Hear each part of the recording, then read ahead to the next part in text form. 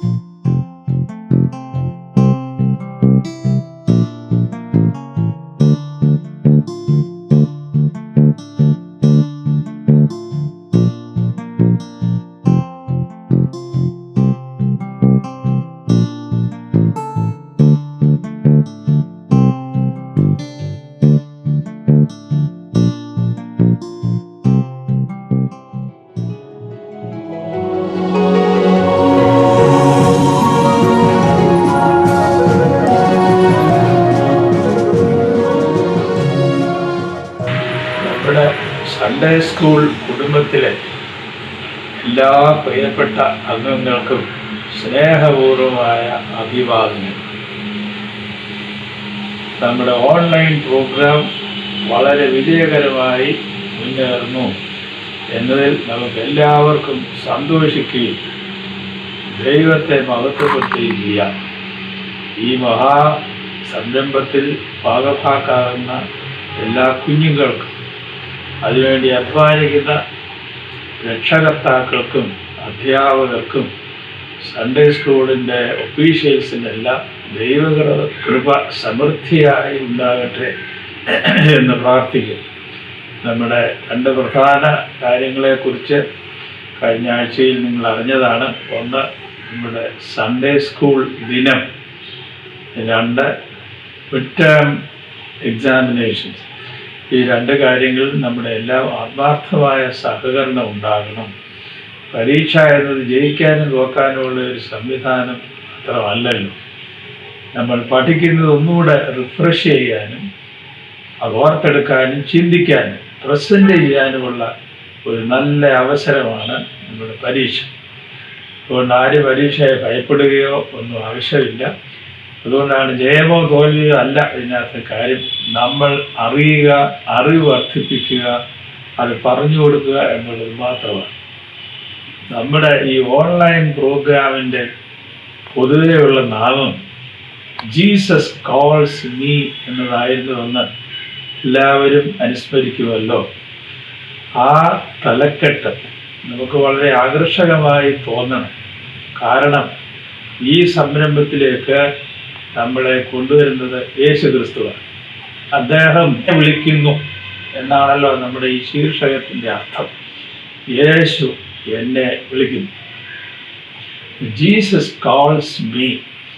I am so happy that my beloved students have been responding to that call, knowing full well that Jesus calls every one of them. I am also happy that the teachers have understood the meaning of our title, Jesus Calls Me, because they have also started enthusiastically responding to the call of Jesus Christ.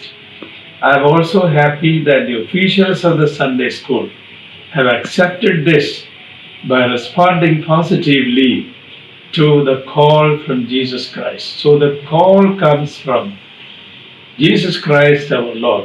Our duty is to respond sincerely, respond with love and a sense of responsibility. Sunday school is for all of us. It is like a life breath. We come into contact with the Bible, we come into contact with our worship, our Orthodox faith, the details of it, and the full meaning of being Orthodox. That is why, and that is how we respond to that loving, tender call from Jesus Christ. Let us recognize the voice of Jesus, how he calls us amidst all kinds of noises around. Let us keep our ears open to listen to the call and voice of Jesus Christ. He is our teacher. Jesus Christ is making use of our teachers to speak to us so that we will listen to him. So he is calling, I repeat, Jesus Christ is calling every one of us, not only students, not only teachers, the whole church and the whole world. നമുക്ക് ആ ശബ്ദം കേൾക്കാനായി കാതോർക്കാം, അതിനോട് പ്രതികരിക്കാം, ക്രിയാത്മകമായി, സന്തോഷമായി, സ്നേഹത്തോടെ, ഉത്സാഹത്തോടെ. ആ ഉത്സാഹം ഇത് കേവലം ഒരു സെക്യുലർ പഠന പദ്ധതി പോലെയല്ല. ഇത് നമ്മുടെ പ്രാർത്ഥനയുടെയും ആരാധനയുടെയും മനനത്തിൻ്റെയും ഭാഗമാണ് സൺഡേ സ്കൂൾ പഠനം എന്ന് ഗ്രഹിക്കാം. വളരെ ഭംഗിയായി ഇത് മുമ്പോട്ട് പോകട്ടെ. സാധാരണ പോലെയുള്ള സൺഡേ സ്കൂൾ ക്ലാസ് പഠനം പുനഃസ്ഥാപിക്കപ്പെടുന്നത് വരെ നമുക്ക് ആവോളം ഭംഗിയായും ക്രിയാത്മകമായി ഈ പ്രോഗ്രാം മുമ്പോട്ട് കൊണ്ടുപോയേ മതിയാകുള്ളൂ. ഇതിലെല്ലാവരുടെയും സഹകരണം വേണം. രക്ഷിതാക്കൾ കുഞ്ഞുങ്ങളെ അതിനുവേണ്ടി പ്രേരിപ്പിക്കുകയും വേണം. നമ്മുടെ പുതിയ സൺഡേ സ്കൂൾ സിലബസ് അനുസരിച്ച് ആരാധനാ കാര്യങ്ങളിലും മറ്റും കുട്ടികൾക്ക് പങ്കാളിത്തവും ഉത്സാഹവും ഉണ്ടാകത്തക്കവണ്ണം ആണ് പാഠങ്ങൾ ക്രമീകരിച്ചിരിക്കുന്നതെന്ന് ഇതിനകം എല്ലാവർക്കും ബോധ്യമായി കാണും. കേവലം കുറേ പാഠങ്ങൾ പഠിച്ച് പരീക്ഷ പാസ്സാകുക എന്നുള്ളതല്ല.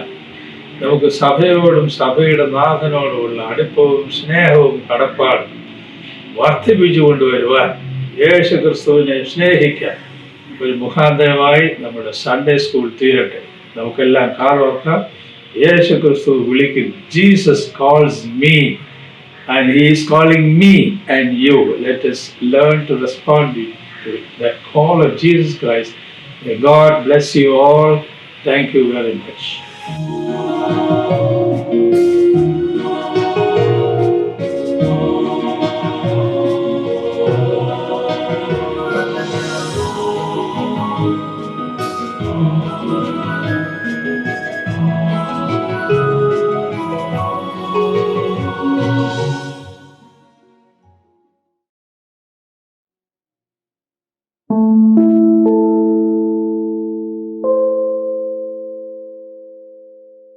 Grant me, Lord, in thy mercy, a spotless heart all untainted, but my life has gone awry because of my countless sins.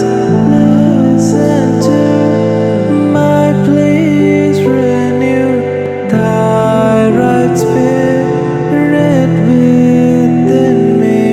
He who makes all things holy by thy grace, sanctify me.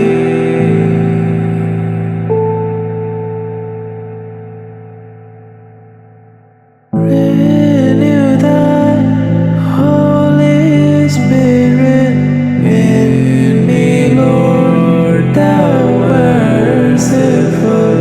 Let him show me, Lord, thy will and abide in a clear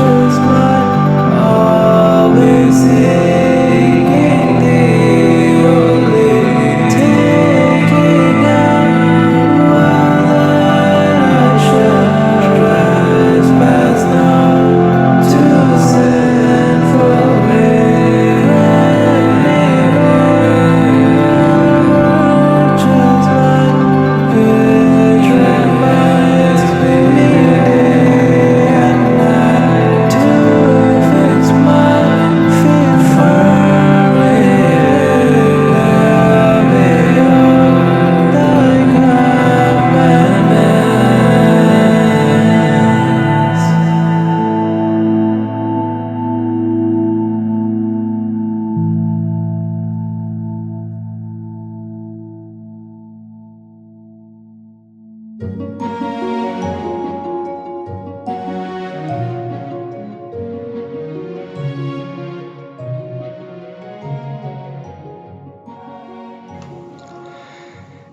പ്രിയപ്പെട്ട കുഞ്ഞുങ്ങളെ, നമസ്തേ. എൻ്റെ പേര് Jiji Thomson. ഞാൻ നിങ്ങളെപ്പോലെ ഒരു Sunday school വിദ്യാർത്ഥിയായിരുന്ന ആളാണ്. 10 class ഒരു Sunday സ്കൂളിൽ പഠിച്ചിട്ടുണ്ട്, തിരുവനന്തപുരത്ത്.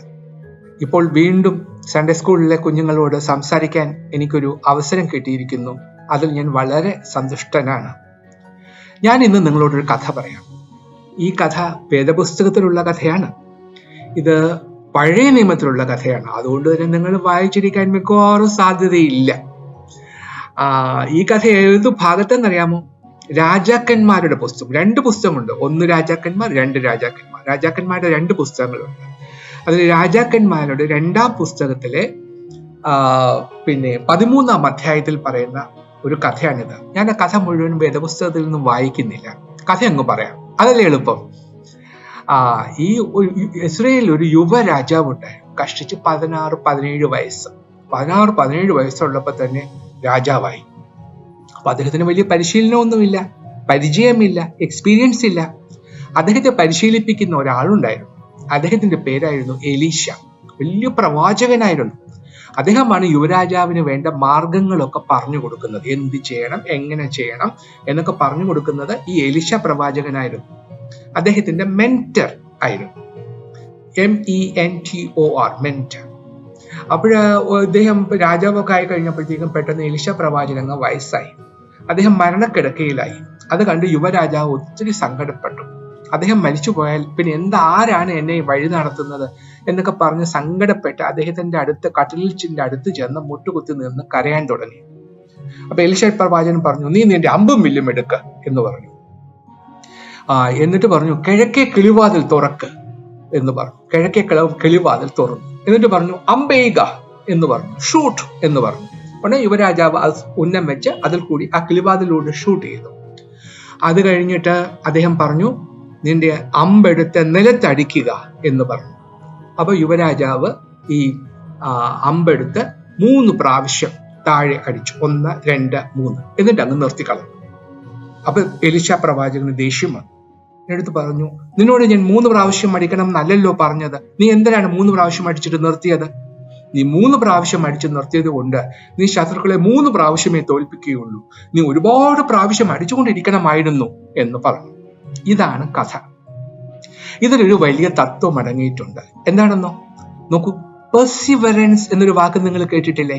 നമ്മൾ ഒരു കാര്യം ചെയ്യാൻ ഒരുമ്പെട്ടാല് അത് വിജയിക്കുന്നത് വരെ അതിന്റെ പിന്നാലെ പോകണം. അത് ചെയ്തുകൊണ്ടേയിരിക്കണം, ജയിക്കുന്നത് വരെ. അതാണ് പെർസിവറൻസ് എന്ന് പറഞ്ഞാൽ. നിർബന്ധ ബുദ്ധി എന്ന് വേണമെങ്കിൽ മലയാളത്തിൽ പറയാം. അപ്പൊ ഇതേപോലെ ഒരു കഥ നമ്മുടെ കർത്താവും പറഞ്ഞു തന്നിട്ടുണ്ട്, ഒരു ഉപമ. അത് വിശുദ്ധ ലൂക്കോസിന്റെ സുവിശേഷം 11-ാം അധ്യായത്തിലുള്ള ഒരു കഥയാണ്, ഒരു ഉപമയാണ്. അതെന്തെന്നറിയാമോ? ഒരു ദിവസം ഒരാളുടെ വീട്ടില് അയാളുടെ ഒരു സ്നേഹിതൻ ചെന്നു. അർദ്ധരാത്രിയിലാണ് ചെന്നത്. ചെന്നു കഴിഞ്ഞപ്പോ ഇദ്ദേഹത്തിന് വലിയ വിഷമായി. കാരണം സ്നേഹിതന് അർദ്ധരാത്രിയിൽ വന്നിരിക്കുക, കഴിക്കാനൊന്നുമില്ല, കൊടുക്കാനൊന്നുമില്ല. അപ്പൊ എന്ത് ചെയ്തെന്നറിയാമോ? തൊട്ടടുത്ത് അദ്ദേഹത്തിന്റെ നെയ്ബറിന്റെ അടുത്ത്, അയൽവാസിയുടെ അടുത്ത് ചെന്ന് രാത്രിയിൽ ചെന്ന് മുട്ടിക്കൊണ്ടേയിരുന്നു. എന്നിട്ട് പറഞ്ഞു, എന്റെ സ്നേഹിത, എനിക്കൊരു 3 അപ്പം കടം തരുമോ? എനിക്ക് അർദ്ധരാത്രിയിൽ എനിക്കൊരു അതിഥി വന്നു, കൊടുക്കാൻ എന്റെ കയ്യിൽ ഒന്നുമില്ല. ഒരു 3 അപ്പം എനിക്ക് വായ്പയായിട്ട് തരാമോ എന്ന് ചോദിച്ചു. അപ്പോൾ ആ വീട്ടിലുള്ള അയൽവാസി പറഞ്ഞു, അയ്യോ, ഇപ്പൊ രാത്രിയിൽ വന്ന് എന്നെ ശല്യപ്പെടുത്തരുതേ, ഞാനിതാ എന്റെ കുഞ്ഞുങ്ങളുടെ കൂടെ കിടന്ന് ഉറങ്ങാൻ, എനിക്ക് എഴുന്നേറ്റ് വരാൻ വയ്യ എന്ന് പറഞ്ഞു. പക്ഷെ ഈ ആതിഥേയൻ എന്ത് ചെയ്തു? അദ്ദേഹം മുട്ടിക്കൊണ്ടേയിരുന്നു. എന്നിട്ട് അദ്ദേഹം ലജ്ജ കൂടാതെ മുട്ടിക്കൊണ്ടേയിരുന്നു. യാതൊരു ഒരു വിഷമവും കൂടാതെ അദ്ദേഹം ലജ്ജ കൂടാതെ മുട്ടിക്കൊണ്ടേയിരുന്നു. എന്ന് വെച്ചാല് എന്താ പറയുക, ഷെയിംലെസ് ആയിട്ട് അങ്ങനെ ചോദിച്ചുകൊണ്ടേയിരുന്നു. ഇങ്ങനെ ഒരുപാട് ഷെയിംലെസ് ആയിട്ട് ലജ്ജിക്കാതെ ലജ്ജ കൂടാതെ മുട്ടിക്കൊണ്ടേ ഇരുന്നത് കൊണ്ട്, അയ്യോ സ്നേഹിത, പ്ലീസ് ഞാൻ ഒന്ന് കേൾക്കൂ, എനിക്ക് ആ 3 അപ്പം ഒന്ന് തരാമോ, പ്ലീസ് പ്ലീസ് എന്നിങ്ങനെ പറഞ്ഞു കഴിഞ്ഞപ്പോ മറ്റേ ആൾ എന്ത് ചെയ്തു? എഴുന്നേറ്റ്, ശല്യം സഹിക്കാൻ വയ്യ എന്ന് പറഞ്ഞിട്ട് എഴുന്നേറ്റിട്ട് 3 അപ്പം വായ്പ കൊടുത്തു. ഇതാണ് കഥ. അപ്പൊ ഇതാണ് കർത്താവ് പറഞ്ഞത്. ഇതുകൊണ്ട് എന്നിട്ട് കർത്താവ് വളരെ ഫേമസ് ആയിട്ടുള്ള 3 കാര്യം പറഞ്ഞു. എന്താണ്? യാചിപ്പീൻ എന്നാൽ നിങ്ങൾക്ക് കിട്ടും, അന്വേഷിപ്പീൻ എന്നാൽ നിങ്ങൾ കണ്ടെത്തും, മുട്ടുവീൻ എന്നാൽ നിങ്ങൾക്ക് തുറക്കപ്പെടും. Ask, it will be given to you. Seek and you will find it. Knock and it will be open to you. ഇതാണ് പറഞ്ഞത്. വളരെ വളരെ പ്രശസ്തമായ 3 വാക്യങ്ങളാണ്. നോക്കൂ, ഈ വാക്യത്തില് മൂന്ന് ക്രിയാപദങ്ങളുണ്ട്. ഏതൊക്കെയാ? ആസ്ക്, സീക്ക്, നോക്ക്. ആസ്ക് ചോദിക്കുക, സീക്ക് അന്വേഷിക്കുക, നോക്ക് മുട്ടുക. എല്ലാം പ്രസന്റ് ടെൻസിലാണ് പറഞ്ഞിരിക്കുന്നത്. അതിന്റെ അർത്ഥം എന്താ? You should keep on asking, you should keep on seeking and you should keep on knocking. അപ്പോൾ അതിന്റെ അർത്ഥം നമ്മുടെ ജീവിതത്തിൽ നമുക്ക് വിജയം ഉണ്ടാകണമെങ്കിൽ നാം ചോദിച്ചുകൊണ്ടേയിരിക്കണം, നാം അന്വേഷിച്ചുകൊണ്ടേയിരിക്കണം, നാം നോക്ക് ചെയ്തുകൊണ്ടേ മുട്ടിക്കൊണ്ടേയിരിക്കണം. ഇതാണ് നമുക്ക് ഇന്ന് ചിന്തിക്കേണ്ടുന്ന വിഷയം എന്നെനിക്ക് തോന്നുന്നു. നിങ്ങൾക്ക് ജീവിത വിജയം ഉണ്ടാകണമെങ്കിൽ പെർസിവറൻസ് ഉണ്ടാവണം. അതാണ് കർത്താവ് പറഞ്ഞത്. ലജ്ജ കൂടാതെ ഒരു ഷെയിംലെസ് ആയിട്ട് ചോദിച്ചുകൊണ്ടേയിരിക്കണം. അപ്പൊ കർത്താവിനോട് നിങ്ങൾക്കൊരു ആഗ്രഹം പറയണമെങ്കിൽ ഒരിക്കൽ പ്രാർത്ഥിച്ചു പോരാ, അത് ചോദിച്ചുകൊണ്ടേയിരിക്കണം, മുട്ടിക്കൊണ്ടേയിരിക്കണം. അപ്പോൾ ഒരു ദിവസം അത് തുറന്നു തരും. അങ്ങനെ ഒരു പെർസിവറൻസ് ഉണ്ടായി ജീവിതത്തിൽ വിജയം വരിക്കാൻ ദൈവം തമ്പുരാൻ നിങ്ങളെ എല്ലാവരെയും അനുഗ്രഹിക്കട്ടെ എന്ന് ഞാൻ ആശംസിക്കുന്നു, പ്രാർത്ഥിക്കുന്നു.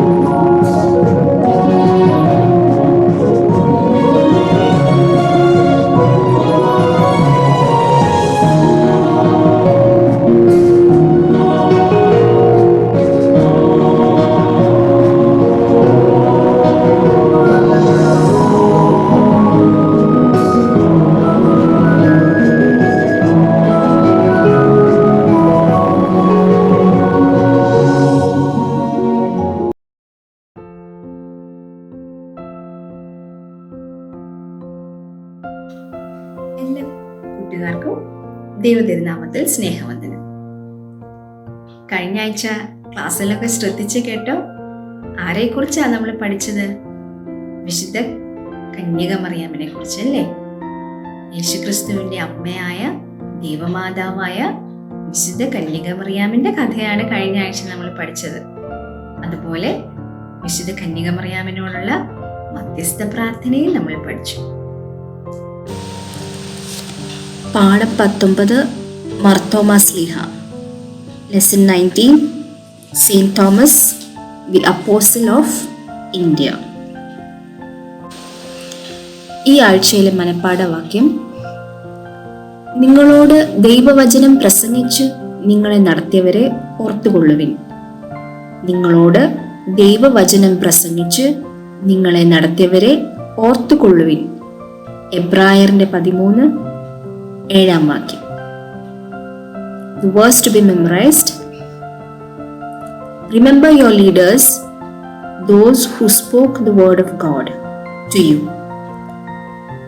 Remember your leaders, those who spoke the word of God to you.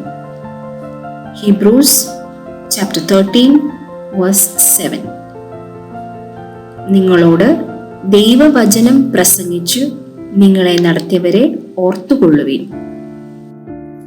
കർത്താവിന്റെ 12 ശിഷ്യന്മാരിൽ ഒരാളായ സെന്റ് തോമസ് ആരായിരുന്നു എന്ന് പറയാമോ? കർത്താവിന്റെ മരണവും അതിനുശേഷം ഉയർത്തെഴുന്നേറ്റ ക്രിസ്തുവിനെ കാണാതെ വിശ്വസിക്കില്ല എന്ന് പറഞ്ഞ അപ്പോസ്തലനാണ് സെയിന്റ് തോമസ്. അതുകൊണ്ട് വിശുദ്ധ സെയിന്റ് തോമസിന്റെ മുമ്പിൽ പ്രത്യക്ഷപ്പെടുകയും തൻ്റെ ശരീരത്തിലെ മുറിവുകൾ കാണിച്ചു കൊടുത്ത് അതിൽ തൊട്ട് വിശ്വസിച്ചപ്പോൾ എൻ്റെ കർത്താവേ, എൻ്റെ ദൈവമേ എന്ന് പറഞ്ഞ് പൂർണ്ണ വിശ്വാസത്തോടുകൂടി ജീവിതം സമർപ്പിച്ച ഒരു അപ്പോസ്തലനാണ് സെയിന്റ് തോമസ്. പണ്ട് 2000 വർഷം മുമ്പ് നമ്മുടെ ഈ ഭാരതം എന്ന പ്രദേശം കൊച്ചു കൊച്ചു രാജ്യങ്ങൾ ചേർന്നതായിരുന്നു. അങ്ങനെ ഒരു കൊച്ചു രാജ്യത്തിലെ രാജാവായിരുന്നു ഗോണ്ടഫറസ്. രാജാവിന്റെ പേരെന്താണ്? ഗോണ്ടഫറസ് രാജാവ്. ഈ ഗോണ്ടഫറസ് രാജാവിന് ഒരു വലിയ കൊട്ടാരം പണിയണമെന്ന് ആഗ്രഹം തോന്നി. അങ്ങനെ നല്ല ശില്പികളെ, ഏറ്റവും ശ്രേഷ്ഠനായ ശില്പികളെ കൊണ്ട് കൊട്ടാരം പണിയുവാനായി തൻ്റെ സേവകൻ അല്ലെങ്കിൽ സഹായകനായിരുന്ന ഹാബാൻ എന്ന വ്യക്തിയെ വിളിച്ച് ഏറ്റവും നല്ല ശില്പികളെ കൊണ്ടുവരണം, തനിക്കൊരു കൊട്ടാരം പണിയണം എന്ന് ആവശ്യപ്പെട്ടു. ഹാബാൻ ശില്പികളെ അന്വേഷിച്ച് ഇന്നത്തെ പാലസ്തീൻ എന്ന സ്ഥലത്ത് ജെറുസലേം എന്ന സ്ഥലത്തെത്തി. ഈ ജെറുസലേമിൽ എത്തിയ ഹാബാൻ വിശുദ്ധ തോമാസ് ശ്ലീഹായെ കണ്ടുമുട്ടി. എന്നിട്ട് ഗോണ്ടഫറസ് രാജാവിന് ഒരു കൊട്ടാരം പണിയണം എന്നുള്ള കാര്യം ആവശ്യപ്പെട്ടു. ഭാരതത്തിലോട്ട് വരാൻ ഇതൊരു നല്ല അവസരമാണെന്ന് മനസ്സിലാക്കിയ തോമാസ് ശ്ലീഹ ഹാബാന്റെ കൂടെ ഭാരതത്തിലോട്ട് പുറപ്പെട്ടു. ഗോണ്ടഫറസ് രാജാവിന്റെ മുന്നിലെത്തി ഗോണ്ടഫറസ് രാജാവ് തന്റെ ആവശ്യം, അതായത് കൊട്ടാരം പണിയണമെന്ന ആവശ്യം തോമാസ് ശ്ലീഹായെ അറിയിച്ചു. അതിനുവേണ്ട പണവും മറ്റ് സാമഗ്രികളും തോമാസ് ശ്ലീഹായെ ഏൽപ്പിച്ചു. പക്ഷെ തോമാസ് ശ്ലീഹ എന്താ ചെയ്തേ എന്നറിയാമോ? തോമാസ് ശ്ലീഹ കൊട്ടാരം പണിതില്ല. അതിന് പകരം രാജാവ് തന്നെ ഏൽപ്പിച്ച ഈ പണം ഒട്ടേറെ പേർക്ക്, ദരിദ്രരായ ഒട്ടേറെ പേർക്ക് വിതരണം ചെയ്തു. ആഹാരമില്ലാത്തവർക്ക് ഭക്ഷണം വാങ്ങിച്ചു നൽകി, രോഗികൾക്ക് മരുന്ന് നൽകി, പണമില്ലാത്തവർക്ക് പണം നൽകി. അങ്ങനെ ഈ പണം മുഴുവൻ ഇങ്ങനത്തെ കാര്യങ്ങൾക്കായി ചിലവഴിച്ചു. കുറച്ചു നാൾ കഴിഞ്ഞപ്പോൾ രാജാവ് തോമാസ് ശ്ലീഹായെ വിളിപ്പിച്ചു. തന്റെ കൊട്ടാരം പണി എവിടെ വരെ എത്തി എന്ന് അന്വേഷിച്ചു. അപ്പോൾ തോമാസ് ശ്ലീഹ പറഞ്ഞു, രാജാവിന്റെ കൊട്ടാരം സ്വർഗത്തിൽ പണിയുന്നുണ്ട്. ഇത് കേട്ട രാജാവിന് ദേഷ്യമായി. രാജാവ് ഉടനെ തോമാസ് ശ്ലീഹായെ ജയിലിലിട്ടു. ഈ സമയം ഗോണ്ടഫറസ് രാജാവിന്റെ സഹോദരൻ മരണപ്പെട്ടു. സഹോദരൻ സ്വർഗത്തിലോട്ട് പോയി. അവിടെ വെച്ച് സ്വർഗത്തിൽ ഗോണ്ടഫറസ് രാജാവിന്റെ പേരുള്ള ഒരു വലിയ കൊട്ടാരം കണ്ടു. ഗോണ്ടഫറസ് രാജാവ് ഉറങ്ങിക്കിടക്കുമ്പോൾ തന്റെ സഹോദരൻ സ്വപ്നത്തിൽ വന്ന് സ്വർഗത്തിൽ ഗോണ്ടഫറസ് രാജാവിന്റെ പേരിലുള്ള ഒരു വലിയ കൊട്ടാരം പണിതിട്ടുണ്ട് എന്ന് അറിയിച്ചു. ഇത് കേട്ട രാജാവ് തോമാസ് ശ്ലീഹ പറഞ്ഞത് സത്യമാണ് എന്ന് മനസ്സിലായി. തോമാസ് ശ്ലീഹായെ ജയിലിൽ നിന്ന് മോചിപ്പിച്ച് യേശുക്രിസ്തുവിന്റെ സുവിശേഷം കേട്ട് കർത്താവിൽ വിശ്വസിച്ചു. അതോടൊപ്പം രാജാവിനോടൊപ്പം തന്നെ അനേകം പേര് കർത്താവിനെ വിശ്വസിച്ച് കർത്താവിന്റെ അനുയായികളായി തീർന്നു. ഇതെല്ലാം കഴിഞ്ഞ് തോമാസ് ശ്ലീഹ കേരളത്തിലോട്ട് വന്നു. അന്ന് ഈ കേരളത്തിന്റെ പേര് മലങ്കര എന്നായിരുന്നു. മലയുടെ കരയുടെ ഇടയിൽ കിടക്കുന്ന സ്ഥലം മലങ്കര. തോമാസ് ശ്ലീഹ കേരളത്തിലോട്ട് വന്ന് കർത്താവിന്റെ സുവിശേഷം അറിയിക്കുകയും ഒട്ടേറെ പേർ ക്രിസ്തുവിന്റെ അനുയായികളായി തീരുകയും ചെയ്തു. തോമാസ് ശ്ലീഹ ഒരുപാട് അത്ഭുതങ്ങളും രോഗികളെ സൗഖ്യമാക്കുകയും ചെയ്തു. കേരളത്തിന്റെ അങ്ങോളം ഇങ്ങോളം സഞ്ചരിച്ച് 7 പള്ളികൾ സ്ഥാപിച്ചു. ഈ 7 പള്ളികൾ സ്ഥാപിച്ച് അതിലെ കർമ്മങ്ങൾ ചെയ്യുവാനായി അച്ഛന്മാരെയും പുരോഹിതന്മാരെയും വാഴിച്ചു.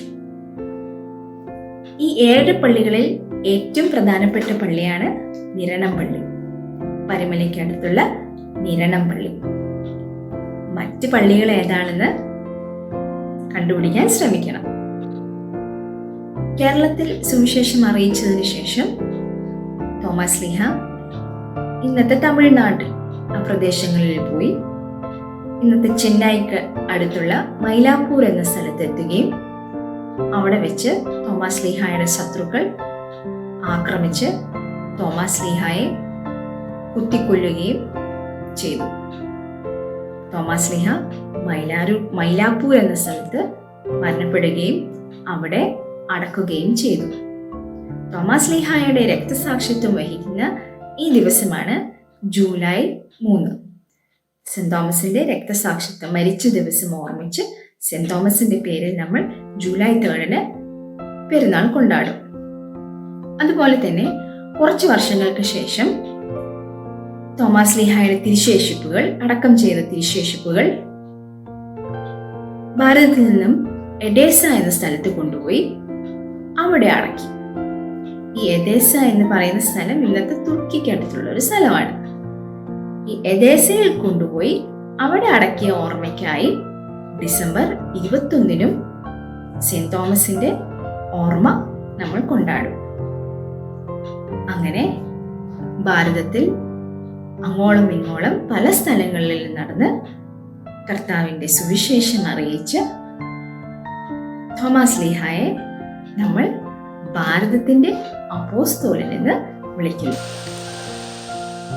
ഈ പാഠത്തിൽ നിന്ന് ചില ചോദ്യങ്ങൾ നോക്കാം. ഭാരതത്തിന്റെ അപ്പോസ്തലൻ എന്ന് വിളിക്കുന്നത് ആരെയാണ്? Who is called the apostle of India? Thomas ലീഹായോട് കൊട്ടാരം പണിയുവാൻ ആവശ്യപ്പെട്ട രാജാവിന്റെ പേരെന്താണ്? Name the king who asked Saint Thomas to build a palace. When and where was Saint Thomas killed? Saint Thomas എവിടെ, എപ്പോൾ കൊല്ലപ്പെട്ടു? വിശുദ്ധ തോമസ് ലീഹായെ പോലെ ഉറച്ച വിശ്വാസമുള്ളവരായി നമ്മൾ വളരണം.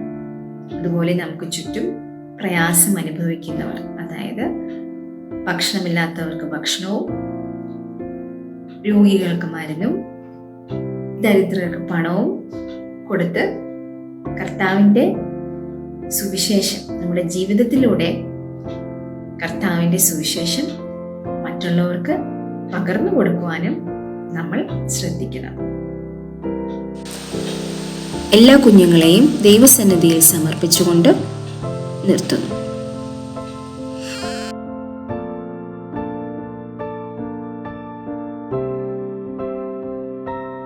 എല്ലാ കുഞ്ഞുമക്കൾക്കും സ്വാഗതം, ദൈവനാമത്തിൽ സ്വാഗതം ചെയ്യുന്നു. മക്കളെ, നമ്മൾക്കിത് പഠിക്കാൻ തുടങ്ങുന്നതിന് മുമ്പായിട്ട് ഈ 2 ദിവസങ്ങൾ നമ്മുടെ നാട്ടിൽ എന്താ സംഭവിച്ചത്? കരിപ്പൂർ വിമാനാപകടവും പിന്നെ മണ്ണിടിച്ചിലും അല്ലേ? എന്തു കഷ്ടം അല്ലേ? ഒരുപാട് പേർക്ക് വീടുകൾ നഷ്ടപ്പെട്ടു, കുടുംബാംഗങ്ങളെ നഷ്ടപ്പെട്ടു, അപകടത്തിൽപ്പെട്ട് ഹോസ്പിറ്റലിൽ കിടക്കുന്നു. നമുക്ക് അവർക്ക് വേണ്ടി ഒരു നിമിഷം കണ്ണടച്ച് പ്രാർത്ഥിക്കാം. കരുണാമേന കർത്താവേ, എല്ലാവരെയും സമർപ്പിച്ച് പ്രാർത്ഥിക്കുന്നു. ദൈവമേ, അപകടത്തിൽപ്പെട്ടവരെയും വീട് നഷ്ടപ്പെട്ടവരെയും സമർപ്പിച്ച് പ്രാർത്ഥിക്കുന്നു. ഭയപ്പെടേണ്ട, ഞാൻ നിന്നോട് കൂടെ ഉണ്ട് എന്നാണല്ലോ ബൈബിൾ നമ്മെ പഠിപ്പിക്കുന്നത്. ദൈവമേ, ഞങ്ങളുടെ ഓരോ പ്രവർത്തന മേഖലയിലും കർത്താവെ കൂടെ ഉണ്ടായിരിക്കണമേ. അടിയങ്ങളെ അങ്ങയുടെ കരങ്ങളിൽ സമർപ്പിച്ച് പ്രാർത്ഥിക്കുന്നു. യേശുവേ, കാത്തുകൊള്ളണമേ. എല്ലാവരും റെഡിയായില്ലേ? ഇന്ന് നമ്മളിവിടെ പഠിക്കുവാൻ പോകുന്നത് അനുസരണത്തെ പറ്റിയാണ്. അനുസരണത്തെ പറ്റി പഠിക്കുന്നതിന് മുന്നേ, ലെസണിലേക്ക് പോകുന്നതിന് മുമ്പ് നമുക്ക് കുറച്ച് കാര്യങ്ങളൊക്കെ പഠിക്കാം. അനുസരണം എന്നാൽ എന്താണ്? എന്തിനെയൊക്കെ അനുസരിക്കണം? ആരെയൊക്കെ അനുസരിക്കണം? ഇതൊക്കെയാണ് ഈ പാഠഭാഗത്ത് പഠിക്കാൻ പോകുന്നത്. മകനെ അപ്പന്റെ കൽപ്പന പ്രമാണിക്ക, അമ്മയുടെ ഉപദേശം ഉപേക്ഷിക്കുകയും വരുത്. സദൃശവാക്യം 6:20 പറയുന്നു. അനുസരണം എന്നാൽ എന്താണ്? വിധേയത്വം, വണക്കം, പ്രണാമം, സമർപ്പണം എന്നിവയൊക്കെയാണ്. ഇംഗ്ലീഷിൽ ഒബീഡിയൻസ്, റെവറൻസ്, സബ്മിഷൻ എന്നൊക്കെ പറയും. Obedience is not merely subject, but it's parcel and part of our life. To give respect and take respect. Obedience is mother of victory. പ്രശസ്ത തത്വചിന്തകനായ അരിസ്റ്റോട്ടിൽ പറയുന്നത് എന്തെന്നറിയുമോ? ദുഷ്ടൻ ഭയം കൊണ്ട് അനുസരിക്കുന്നു, ശിഷ്ടൻ സ്നേഹം കൊണ്ട് അനുസരിക്കുന്നു. ഒരു മൃഗത്തിനെ ഒരു വടിയെടുത്ത് കാണിച്ചാൽ അത് അനുസരിക്കുന്നു. എന്താണ് അവിടെ സംഭവിക്കുന്നത്? ഭയം വരുന്നു, പേടി വരുന്നു, അല്ലേ? പക്ഷെ ശിഷ്ടൻ സ്നേഹത്തിൽ കൂടെ അനുസരിക്കുന്നു. നമ്മുടെ മക്കളെ, നമ്മുടെ മാതാപിതാക്കളെ, ഗുരുക്കന്മാരെ, മുതിർന്നവരെ എല്ലാം നമ്മൾ ദൈവത്തിൽ ഭയപ്പെട്ട് സ്നേഹത്തോടെ അനുസരിക്കുന്നു, അല്ലേ? നിങ്ങളെല്ലാവരും നല്ല കുട്ടികളാണെന്ന് എനിക്കറിയാം. ഇനി നിങ്ങളോട് ഞാനൊരു കാര്യം ചോദിക്കട്ടെ. ഈ ലോകത്തിൽ നമ്മെ ഏറ്റവും കൂടുതൽ കരുതുകയും സ്നേഹിക്കുകയും ചെയ്യുന്ന ആരാണ്? ഒന്ന് പറഞ്ഞേ, അറിയാവുന്നവരൊന്ന് കൈപൊക്കിക്ക്. നമ്മുടെ മാതാപിതാക്കൾ, അല്ലേ? അപ്പോൾ തിരിച്ചും നമ്മൾ എങ്ങനെ വേണം? അവരോട് നല്ല വിധേയത്വം, അനുസരണവും ബഹുമാനവും എല്ലാം വേണ്ടേ? സ്നേഹവും ഒക്കെ വേണ്ടേ? സ്നേഹത്തിൽ കൂടി അവരെ അനുസരിക്കണ്ടേ? അതല്ലേ നല്ല ഗുണങ്ങളുള്ള ഒരു വ്യക്തിയുടെ സ്വഭാവം, അല്ലേ? നല്ല കുഞ്ഞുങ്ങളും അങ്ങനെ നല്ല മിടുക്കരായിട്ട് വളരും. ഇനി ശമൂവേൽ ബാലൻ ആരെയൊക്കെയാണ് അനുസരിച്ചത്? നമ്മൾ ശമൂവേൽ ബാലനെ പറ്റി പഠിച്ചതല്ലേ കഴിഞ്ഞ ക്ലാസ്സിലൊക്കെ? മാതാപിതാക്കളെ ദൈവത്തെ അനുസരിച്ചല്ലേ ശമൂവേൽ ബാലൻ വളർന്നത്. അതുപോലെ യേശു അപ്പച്ചനോ മാതാപിതാക്കളെ അനുസരിച്ചാണ് വളർന്നത്. ഇനി അനുസരണത്തിന്റെ ഗുണങ്ങൾ എന്ന് പറഞ്ഞു കഴിഞ്ഞാൽ നമ്മുടെ സമർപ്പണം എന്താന്ന് പറയുന്നില്ലേ? നമ്മുടെ യേശു അപ്പച്ചൻ ഗെത്സമന തോട്ടത്തിൽ നിന്ന് പ്രാർത്ഥിച്ചത് എന്താണെന്ന് അറിയാമോ? പിതാവേ, കഴിയുമെങ്കിൽ ഈ പാനപാത്രം എങ്കിൽ നിന്ന് നീക്കണമേ, എങ്കിലും നിന്റെ ഇഷ്ടം പോലെ നടക്കട്ടെ എന്ന്. പൂർണ്ണ സമർപ്പണമാണത് അവിടെ. അതുപോലെ നമ്മുടെ നമ്മുടെ വിശ്വാസമുള്ള പിതാവായ അബ്രഹാം, അതിനെ പറ്റി ഞങ്ങൾ വേറെ ലെസണിൽ പഠിക്കുന്നുണ്ട് കേട്ടോ. അബ്രഹാമിന്റെ ജീവിതത്തിൽ ഒരു സംഭവം ഉണ്ട്. അബ്രഹാമിന് ഒരുപാട് പ്രായമായപ്പോഴാണ് ഒരു കുഞ്ഞിനെ ലഭിക്കുന്നത് പ്രാർത്ഥിച്ചിട്ട്. ആ കുഞ്ഞിന് ദൈവം പറയുവാണ് ബലി കഴിക്കണമെന്ന്. ഒന്ന് ഓർത്തു നോക്കി, എന്ത് സങ്കടകരമായ ഒരു കാര്യമാണെന്ന്. എങ്കിലും പറ്റില്ല എന്ന് പറഞ്ഞില്ല പിതാവ്, ബലി കഴിക്കാൻ സന്നദ്ധനായി. അവിടെ അനുസരണമാണ് കാണുന്നത്. അതുപോലെ തന്നെ മാതാവ് പ്രാർത്ഥിച്ചുകൊണ്ടിരുന്നപ്പോ ഗബ്രിയേൽ മാലാഖ് വന്ന് എന്താ പറഞ്ഞത്? കഴിഞ്ഞ ക്ലാസ്സിൽ നമ്മൾ പഠിച്ച, ആർക്കെങ്കിലും ഓർമ്മയുണ്ടോ? ഒന്ന് പറഞ്ഞേ, ഓർക്കുന്നവരൊന്ന് പറഞ്ഞേ. ഗബ്രിയേൽ മാലാഖ് ഒന്നോർ മറിയം എന്താ പറഞ്ഞത്? ഇതാ ഞാൻ കർത്താവിന്റെ ദാസി, അവിടുത്തെ ഇഷ്ടം പോലെ എനിക്ക് ഭവിക്കട്ടെ. അവിടെ പൂർണ്ണ സമർപ്പണവും അനുസരണമാണ്, അല്ലേ? അതെ, നിങ്ങളും ഇതുപോലെ നല്ല കുട്ടികളായിട്ട് അനുസരണത്തിൽ വളരണം. ഇനി നിങ്ങളോടൊന്ന് ചോദിക്കണം, ഈ ലോകം സൃഷ്ടിച്ചത് ആരാണ്? ദൈവം. അപ്പൊ നമ്മൾ ഏറ്റവും കൂടുതൽ ആദ്യമേ നമ്മൾ സ്നേഹിക്കേണ്ടത്, അനുസരിക്കേണ്ടത് ആരെയാണ്? ദൈവത്തെ. ഞങ്ങൾ പ്രകൃതിയിലേക്ക് നോക്കിക്കേ. പ്രകൃതി എന്തെല്ലാം ചെയ്യുന്നു? ദൈവം ഏൽപ്പിച്ചിട്ടുള്ള ദൗത്യം എല്ലാവരും യഥാസമയം നിർവഹിക്കുകയാണ്. അതായത് സൂര്യനും ചന്ദ്രനും യഥാസമയം ഉദിക്കുകയും അസ്തമിക്കുകയും ചെയ്യുന്നു. നക്ഷത്രങ്ങൾ ആകാശത്ത് പ്രകാശിക്കുന്നു, മഴ പെയ്യുന്നു, പക്ഷികൾ പാടുന്നു, ചെടികൾ പുഷ്പിക്കുന്നു, വൃക്ഷങ്ങൾ ഫലം കായ്ക്കുന്നു, നമ്മൾക്ക് തരുന്നു, ഇല്ലേ? അതൊന്നും അഹങ്കാരമില്ല അവിടെ. അതാണ് അഹങ്കാരമുള്ളിടത്ത് അനുസരണം, ദൈവം അങ്ങനെ ഒന്നും ഉണ്ടാവത്തില്ല. മക്കളെ, നിങ്ങളെല്ലാവരും നല്ല അനുസരണമുള്ള ഞാൻ വീണ്ടും വീണ്ടും നിങ്ങളെ ഓർപ്പിപ്പിക്കുകയാണ് കേട്ടോ. അതുപോലെ പാരന്റ്സ് നിങ്ങളോട് പറയാണ്, പ്രാർത്ഥിക്കണം കുഞ്ഞുങ്ങളെ എന്ന് പറഞ്ഞു കഴിഞ്ഞാൽ എന്താ നമ്മൾ ചെയ്യണ്ടേ? 2 നേരമെങ്കിലും നമ്മൾ പ്രാർത്ഥിക്കണ്ടേ? നിങ്ങൾ ചെയ്യുന്നുണ്ടെന്ന് എനിക്കറിയാം കേട്ടോ. ഇനി അതുപോലെ തന്നെ ഇതിന്റെ ദൂഷ്യവശങ്ങൾ എന്താണെന്ന് വെച്ച് കഴിഞ്ഞാൽ, ഏകനായ മനുഷ്യൻ പാപം ചെയ്തതിന്റെ ഫലമായി ഇന്നും നമ്മൾ പാപികളായി തീരുക, പാപം ചെയ്തുകൊണ്ടിരിക്കുക, അല്ലേ? നിങ്ങൾക്കറിയില്ലേ ആദ്യ പിതാവാരാ? ആദാം പാപം ചെയ്തതിന്റെ ഫലമായിട്ടല്ലേ നമ്മൾ ഇന്നും ഈ പാപം ചെയ്തുകൊണ്ടിരിക്കുന്നേ, അല്ലേ?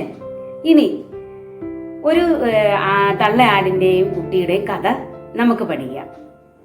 കിങ്ങിണി വനത്തിൽ ഒരു തള്ളയാടും മീനു എന്ന ഒരു ആട്ടിൻകുട്ടിയും ജീവിച്ചിരുന്നു. എന്താണ് ഇതിന്റെ വനത്തിന്റെ പേര്? കിങ്ങിണി വനം. കുട്ടിയുടെ പേരെന്താണ്? മീനു. മീനു എങ്ങനെയാണെന്ന് പറയാം, മഹാവികൃതിയാണ്. എപ്പോഴും തുള്ളിക്കളിച്ച് ഇങ്ങനെ ചാടി കളിച്ച് നടക്കും. ഒരു ദിവസം മീനുവിനോട് അമ്മ പറഞ്ഞു, അവരിങ്ങനെ പച്ചിലകളൊക്കെ നമുക്ക് ആടിനെ നമുക്ക് ഭയങ്കര ഇഷ്ടമല്ലേ? കൊച്ചു കുട്ടികളെ നിങ്ങൾക്കും എല്ലാം എപ്പോഴും ആടിനെ കൂടെ കൊണ്ടു നടക്കാം, അല്ലേ? നമ്മളങ്ങനെ ഒന്നും ചെയ്യത്തൊന്നുമില്ല. നമുക്ക് ഉണ്ട കിടക്കാൻ നല്ല പാകമാണ്. ഒരു ദിവസം ഇവരിങ്ങനെ ഇലകളെല്ലാം ഭക്ഷിച്ച് നടന്ന സമയത്ത് മീനുവിനോട് അമ്മ പറഞ്ഞു, മീനു ഉൾവനത്തിലേക്കൊന്നും പോകരുത്, അവിടെ പുലിയുണ്ട്, നിന്നെ പിടിച്ചു തിന്നും. ആ പുലി എന്ന് കേട്ടപ്പോ മീനുവിന് ഭയങ്കര പേടിയായി കേട്ടോ. നമ്മൾക്കും പേടിയല്ലേ. പക്ഷെ മീനു എന്ത് ചെയ്തെന്നറിയാം, അവളെ വികൃതിയാന്ന് ഞാൻ പറഞ്ഞില്ലേ. അമ്മയുടെ കണ്ണ് വെട്ടിച്ച് ഉൾവലത്തിലേക്ക് അങ്ങനെ ചാടിപ്പോയി. എന്ത് സംഭവിച്ചു? സിംഹത്തിന്റെ അലർച്ച. അയ്യോ, അവള് പേടിച്ചു പോയി. അവിടെ നിന്ന് ഉറക്കെ കരഞ്ഞു. എങ്ങനെയാ ആട് കരയുന്നേ? ഒന്ന് കാണിക്കേ. മേ മേ അല്ലേ? അത് കേട്ട് അമ്മ ഓടി വന്നു. തന്റെ മക്കൾക്കോ എന്തേലും പറ്റി അമ്മയ്ക്ക് സഹിക്കുവോ? അമ്മ ഓടി വന്ന് ചേർത്ത് നിർത്തി അവളെ ആശ്വസിപ്പിച്ചു. അപ്പൊ അവൾക്ക് മനസ്സിലായി, കണ്ടോ എന്റെ അമ്മ എത്ര സ്നേഹത്തോടു കൂടി എന്നെ പിടിച്ചു നിർത്തുന്നത് അല്ലേ.